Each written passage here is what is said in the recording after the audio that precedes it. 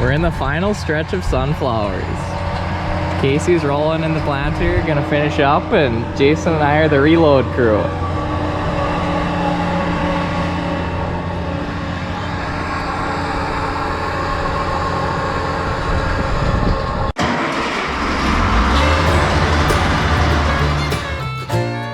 Welcome to the Red River Valley of North Dakota. A land flowing with milk and honey. You're watching Beet Farmin Mitch. Uh-oh, looks like we got some company.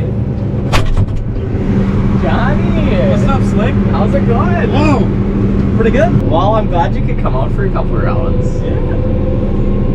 So I never ran one of these. Is this because you guys, like, it's because of the clay and breaking up clumps? Is that the idea? Specifically in this situation, yes. You know, every tool has its use. There, mister. Every tool has its use. So, yeah. So then what's he's got the same thing on. Okay, so yeah. You're just double speed there? Yep, basically. Yeah, this one, I think that one's 50 feet and this one's 60 feet. Is that like a 245 or something? Or? That's a 225. 225? Magnum CBT. This is a power Nice. 340 power shift. This one's power shift? Yep. I thought all of them with those handles were CVTs, but obviously not. No, they look similar, but yeah, this one's still power shift. I don't like... Oh, well, we're doing it right now. Yeah, well, you might as well wrap that up and take her to yours, and then we're gonna wait again. Yep, sounds like a plan. So I'm out in the spray truck right now. We're putting down a little pre-plant incorporated herbicide, and that pre-plant incorporated means you spray it down before you plant, and then you incorporate it into the soil via tillage. So that pre-plant incorporated herbicide really creates a nice weed barrier to prevent certain weeds from disrupting our crop production. And so that's what we got shaking here, and this is going to specifically be sunflowers on this field, but we do this pre-plant incorporated, PPI for short, on dry beans and sunflowers. And the kinds of dry beans that we grow are pinto beans and navy beans. And if you want a little sunflower lesson, there's actually two main types of sunflowers. We grow black oil sunflowers, and those get hauled into a facility that dehulls a lot of them. They dehull them, like they crack the hulls off of them, so they just have like the sunflower meats. And so a lot of that goes into food production, baked goods, you name it. Some of that gets crushed into oils. Like if you ever look at, I love looking at ingredients labels on food, just seeing where it comes from, what's in it. I love to cook, I love growing food, so it makes sense. If you ever look on like a bag of potato chips, it'll say like sunflower oil or something like that. And so a lot of that goes into there.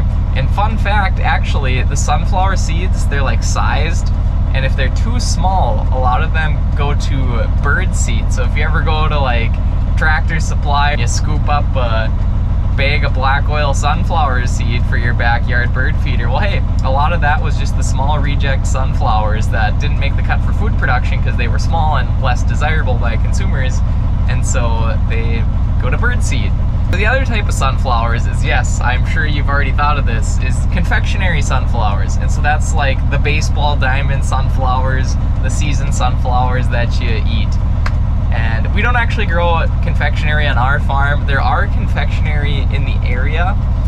And there's actually, I think, maybe a third type. I think it's a hybrid. It's con oil, so it's like a mixture of like confectionery and oilseed.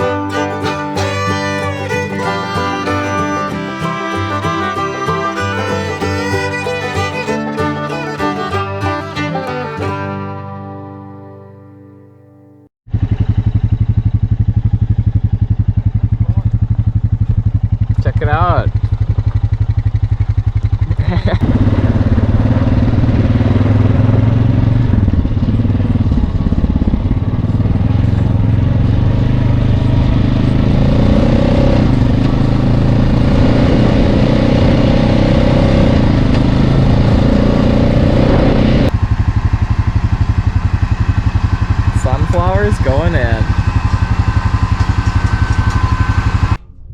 Well, I'm out in the middle of a sunflower field. Here is a sunflower seed. It's a black oilseed sunflower seed. It was just planted, but I just unplanted it just to show you. But I'll replant it to plant again. But anyway, so when we plant our sunflower seeds, typically we go around 24,000 seeds per acre. Population, that's kind of what we shoot for. If you have them a little farther spaced apart, some of the heads will get bigger. And if you have them a little closer together, they'll be a little bit smaller heads. So you kind of got to find that balance, and that's kind of what we're going for with that. So like if you're going to plant some sunflowers along the highway and whatever, have a little photo booth or want some pictures with them, typically you should plant them a little bit farther apart so you can get those nice big sunflower heads, unless you want small sunflower head pictures. So it's all about sweet spots with farming. Ooh, another sunflower seed.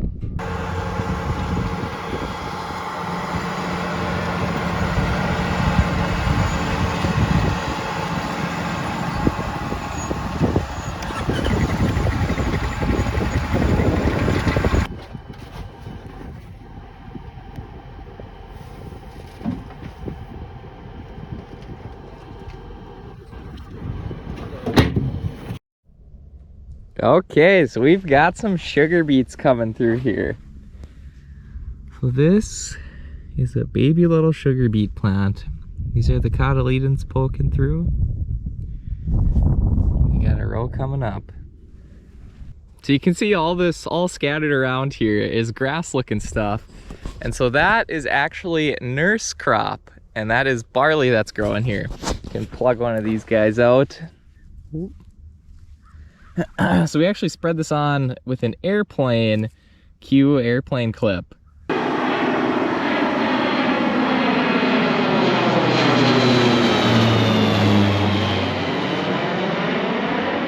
So that airplane is actually spreading barley nurse crop onto our ground that is going to be sugar beets. Yep, so that's barley. But we plant that to prevent wind erosion. If it's going to be windy, you don't want the sugar beets to get damaged or anything by high winds. So that'll kind of be a little windbreak. It'll help with soil and not kind of rubbing on the sugar beets. And so that is why we grow nurse crop. Nurse crop is different than cover crop. Cover crop, you really plant any time of year, and there's multiple reasons. But the nurse crop, you plant in the spring. We spread it down with an airplane before we even come and do anything in the field. Usually work it in with a light bit of tillage to get it going, and then plant. And then it'll come up just like a few days before the sugar beets typically. And so we kind of try to time that out pretty good. Once the beets get established, there's kind of a sweet spot where we'll come in and spray the barley, and then that barley will die off, and then the beets will grow up, and then you got nice rows of beets that were protected and nursed to life, aka nurse crop. What the heck? We got a flock of seagulls flying around here. I don't know, but we're in a drought, so I think they might be a little lost. Or maybe, just maybe, it looks like they're lost, but really they aren't.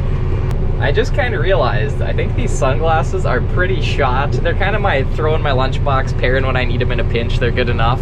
But like, it's like the tint's like starting to peel off on them. I don't know if you can see that super great. Oh, that's kind of a cool perspective. So that's a little bit of a bummer, but you know, I'm a big gas station shades guy. You buy 5 pairs, if you lose a pair, it's no big deal.